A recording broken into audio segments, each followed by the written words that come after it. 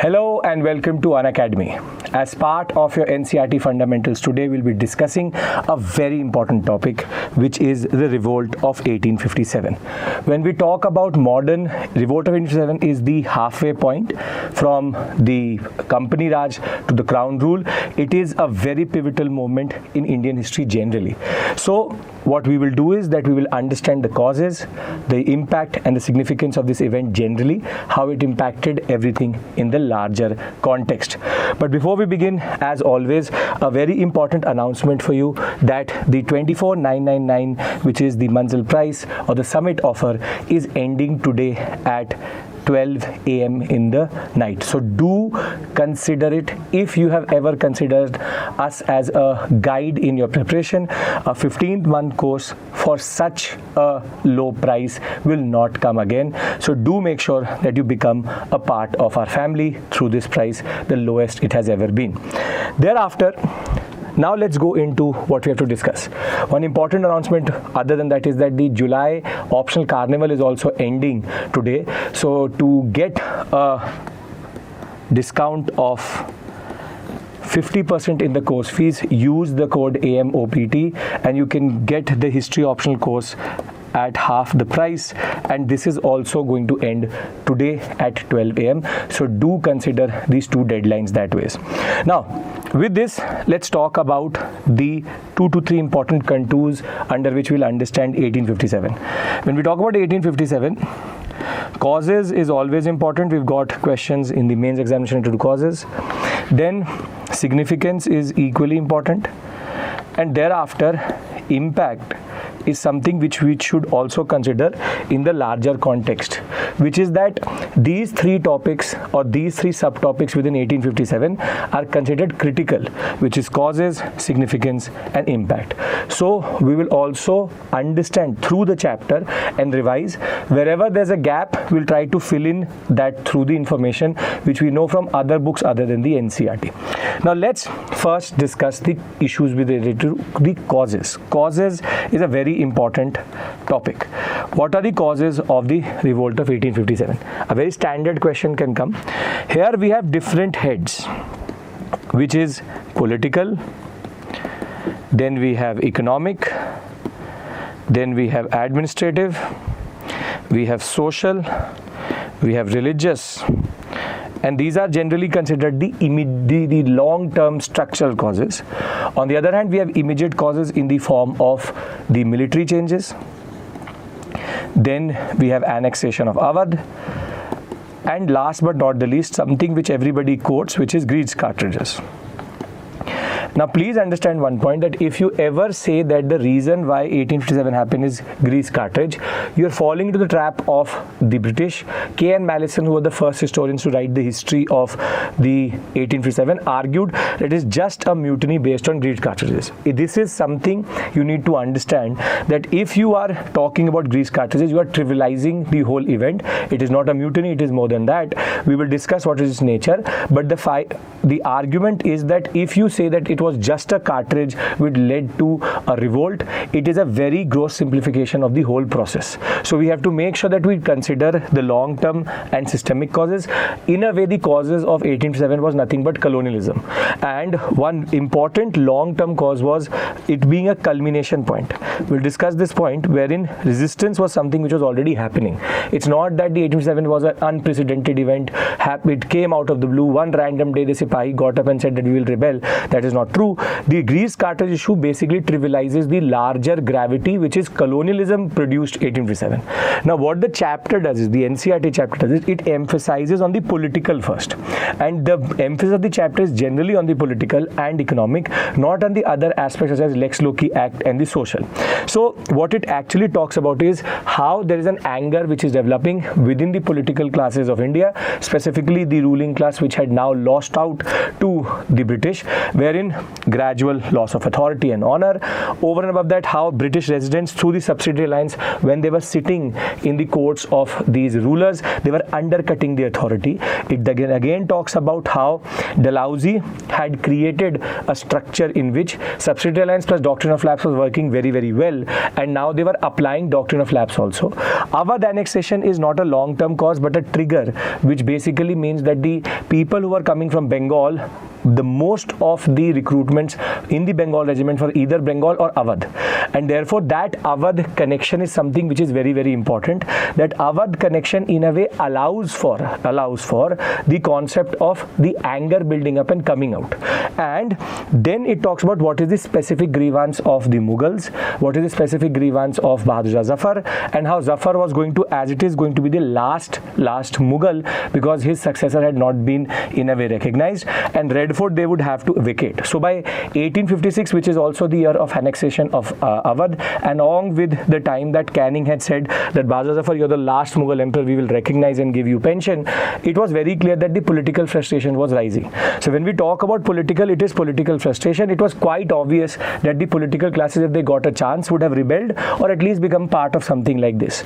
Now, economic is, if anybody has an understanding of economic history of modern India, would know from land revenue to commercialization to deindustrialization to the concept of what we call today as the drain of wealth, something was very, very clear.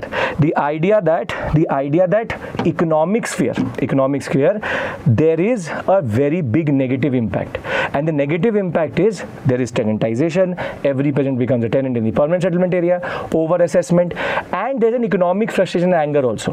Now that is why the Sipahi becomes important, because when the Sipahi or soldier is there, he embodies all the relationships, which is politically he sees his ruler lose power, and economically he sees his family win, because he is at the end of the day a peasant in uniform.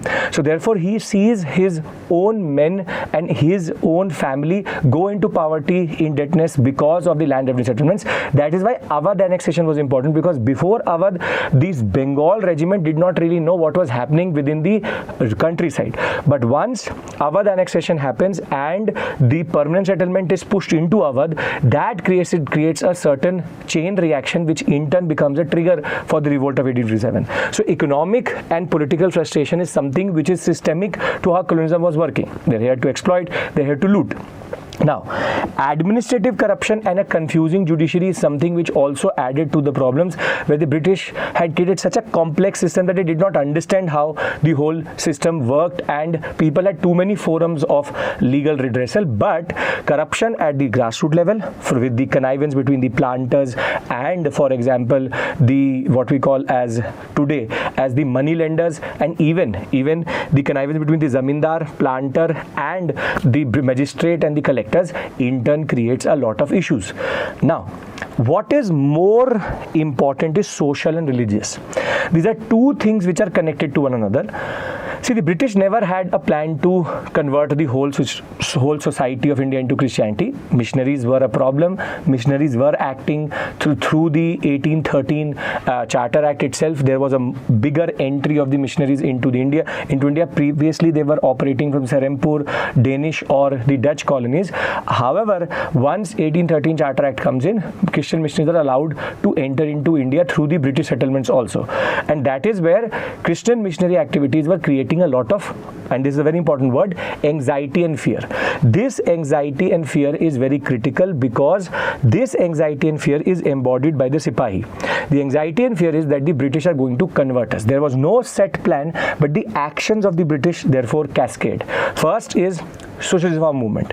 The socialist reform movement and the abolition of sati, though it had no real impact, the idea was when they started to play with the society through the utilitarian concept, it was very clear that that was going to create an understanding for a layman standing in the chalk of Delhi that okay, the British are tinkering with the society also now.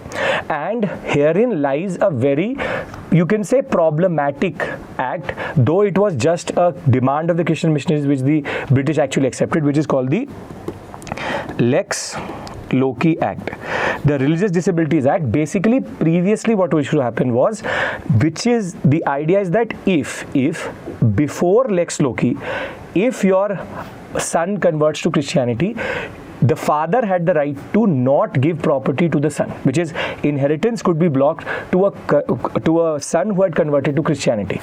However, Lex Loci Act made it binding on the family and on inheritance laws, that even though a son or a heir is converting to a different religion, specifically Christianity, you cannot stop inheritance and you cannot debar him from inheriting your property.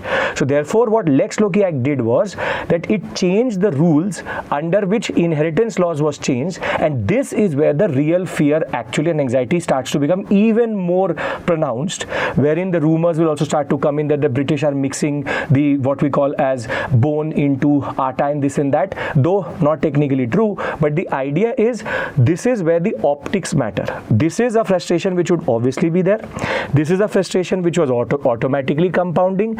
This is something which is systemic to nationalism, systemic to colonialism, and socio-religious is the acts of the British. Sati, infanticide, slavery, plus Lex Loci creates within the Sipahi and also the general population a fear that the Christian conversion issue is going to come through. Though the British within the archive, within the company, and as it is the East India Company would never have the budget or the willpower to ever convert. In no ruler in India ever had the capacity to convert everybody. That was never the plan. And therefore, this is where the optics of the East India Company went wrong, that basically they were doing something which led to an understanding that no, it is something related to conversion. And therefore, if you take these what we call as systemic factors and now look at what the military was doing, you will then be able to create a connection wherein look at what the military was doing before 1820s and 30s, when the general enlistment rules had not come through. They were allowing caste markers to be there. They were allowing regiments to be very, very homogeneous. They were allowing the spatial differentiation of varna to be there. Caste differentiation was there within the army. However, army does not work with these differentiations. Uniformity and the concept of discipline is very, very important. So when Bentinck introduces or the different rules, regulations come in with regards to removing caste markers from India, the idea was very, very simple. The idea was that in turn, the military is now trying to do something. And that is a very important point you need to understand, that the military is trying to convert us. And please do understand this point very clearly, that if they were being sent across what we call as different, what we call as water bodies, the Saat Samundar Par concept.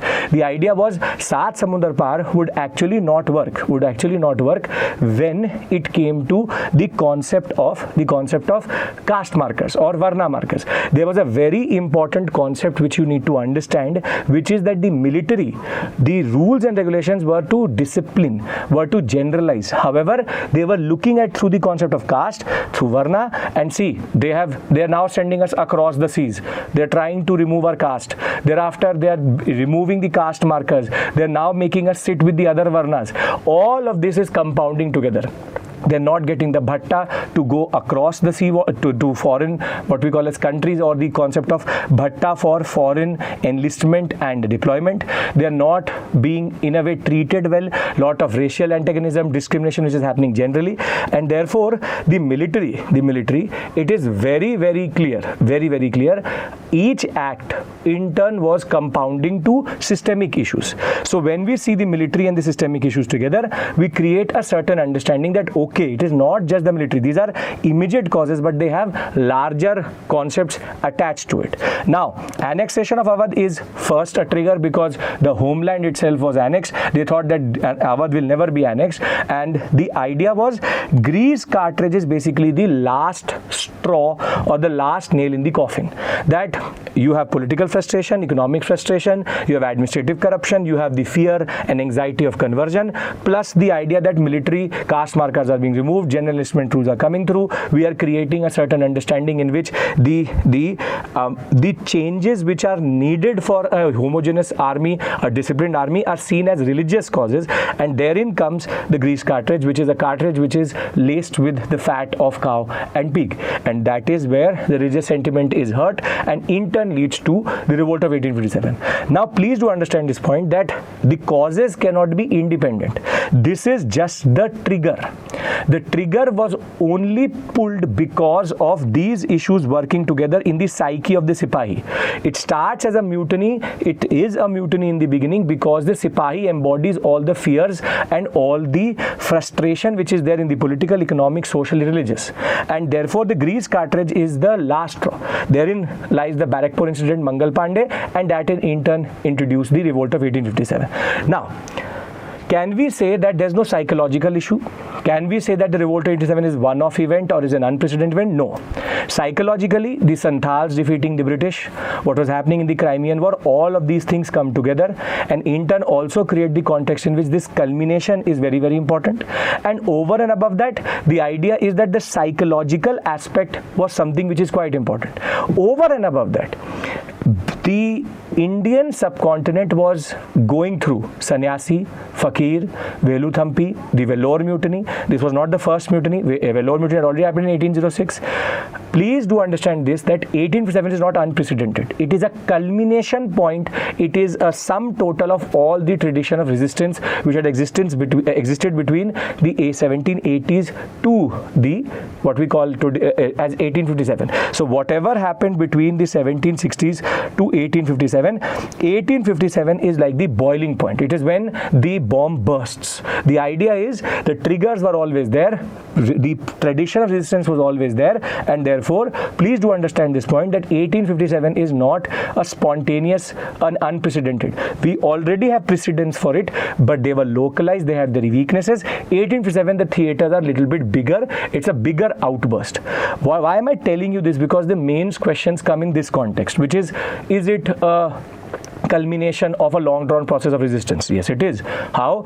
These frustrations build up. We have small sparks which are coming through. This is the point of burst, or the point where the pressure cooker in a way was already giving off steam, and now the pressure cooker cannot take it, and therefore 1857. Now, is it only grease cartridges? No. Grease cartridge is the trigger. All of these things work together to create an anxiety, fear of conversion, which should not have been there, but the optics of the British were the problem. Rumors also played a very important role, and therefore this is what the chapter talks about in the political, when it talks about exploitation, when it talks about military deployment abroad, when it talks about caste issues, when it talks about overseas deployment, when it talks about peasant in uniform, which is that overseas, caste issues, military deployment, all were creating issues. And over and above that, peasant in uniform means that at the end of the day, the Sipahi was nothing but a peasant in uniform.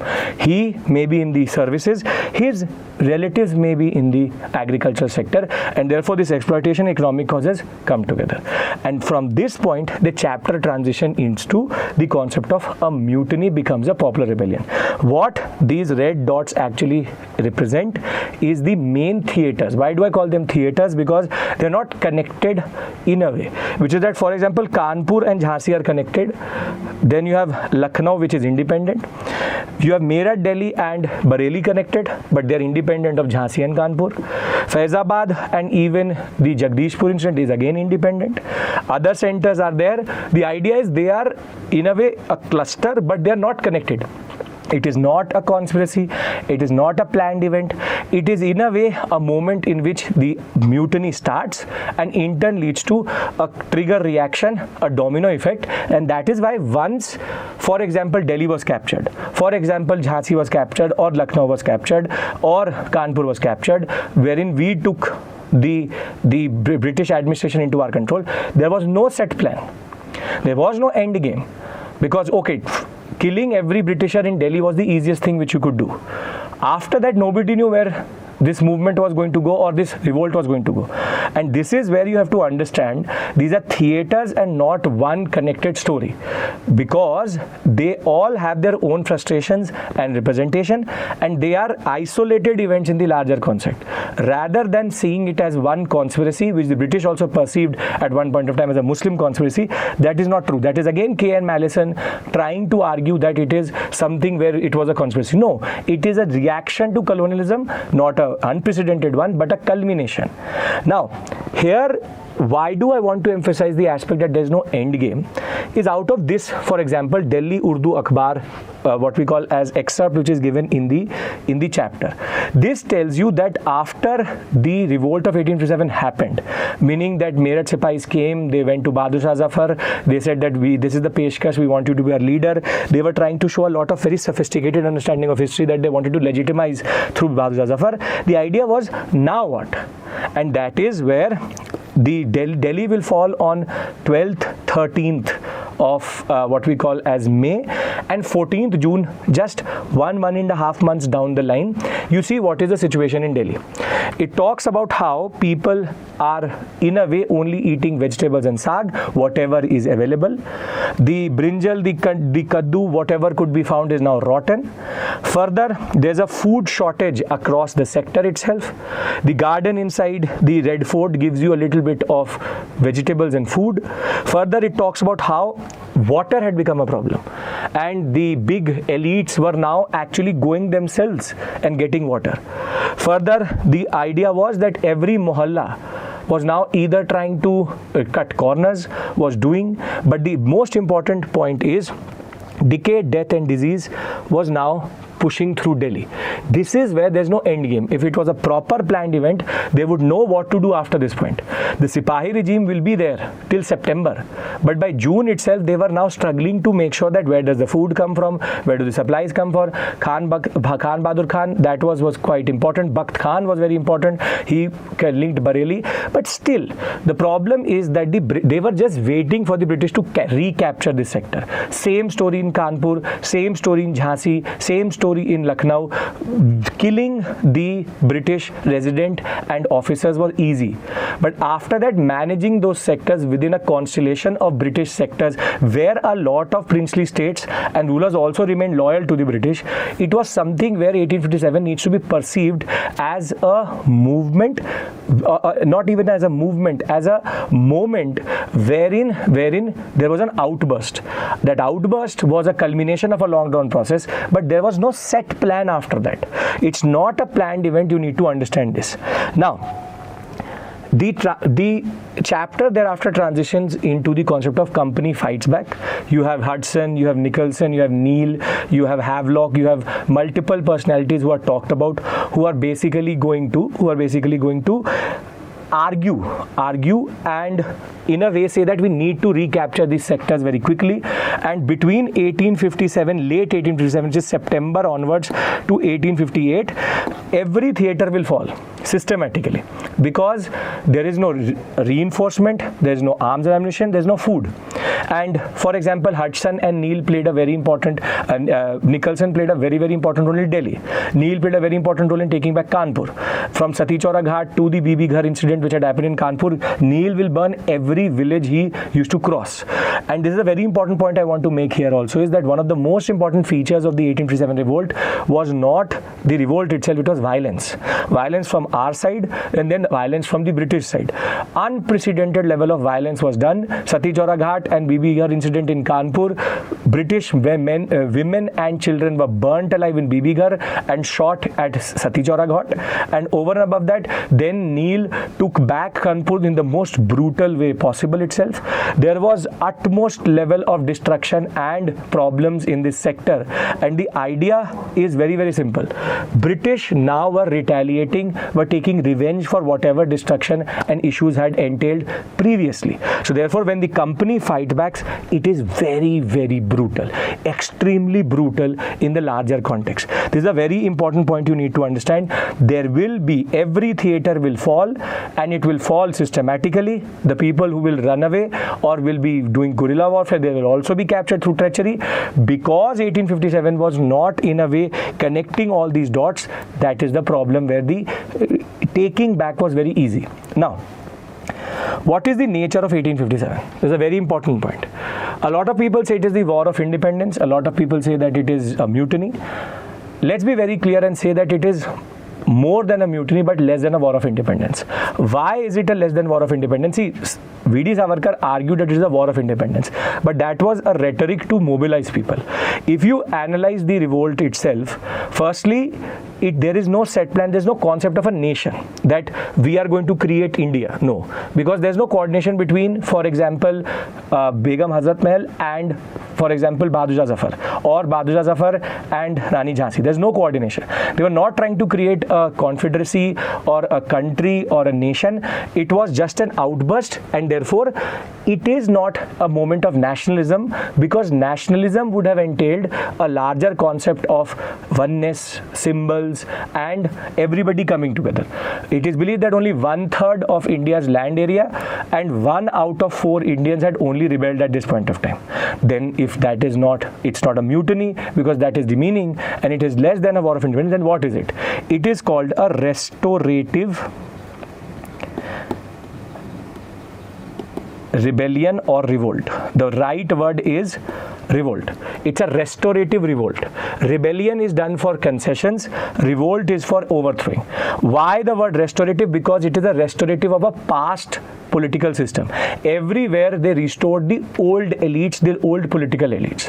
So what it is called the restorative revolt of 1857, wherein 1857 was a moment in which Bahadur Zafar was reinstated, restored. Rani Jhansi restored, Nana Sahib restored, Jagdishpur you have what we call as Kunwar Singh restored. So very simply, it is a restorative revolt because they wanted to overthrow and restore. So there's no future which they're talking about. They're rather looking at the past, and this is exactly the same pattern which happened in Vellore Mutiny also. 1806, today in the morning itself, we were discussing this in Peasant and Tribal Revolt in class. 1806 Vellore Mutiny, exact same thing happened 51 years before, wherein the Sipahis at Vellore mutinied, in turn brought in Futeh Haidar, which was the son of Tipu Sultan. Tipu Sultan's flag was used, restorative concept. So there was the exact same pattern, brutal take back.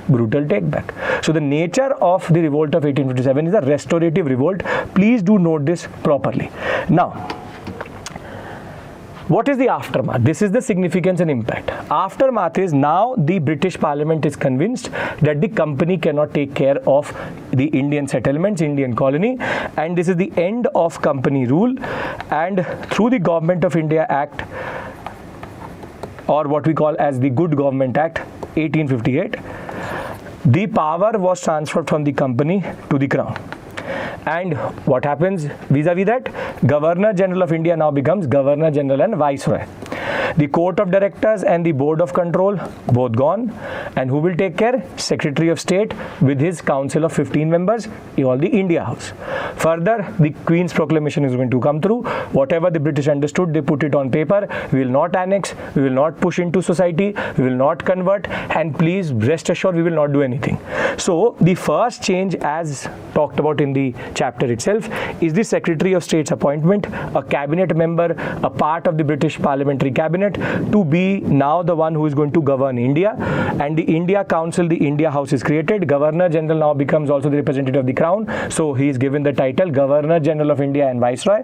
And the idea that Court of Directors, East India Company ceases to control any of this. As it is by 1858, the 20-year period had already, 1853 Charter Act, it was very clear that the 1853 Charter Act had said no 20-year clause was there.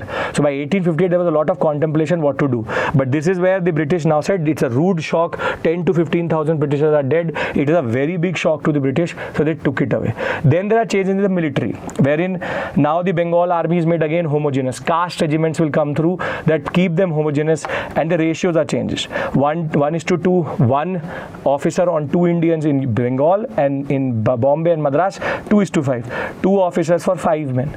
And therefore all ruling chiefs of the country in a way were also told through the Victoria's proclamation that we will not annex. Therein the concept of paramountcy comes through, the sovereign power, and paramountcy, which is the concept of subordinated union. Don't isolate them, make them a part of the empire, call them princely states, and create a suzerainty based model.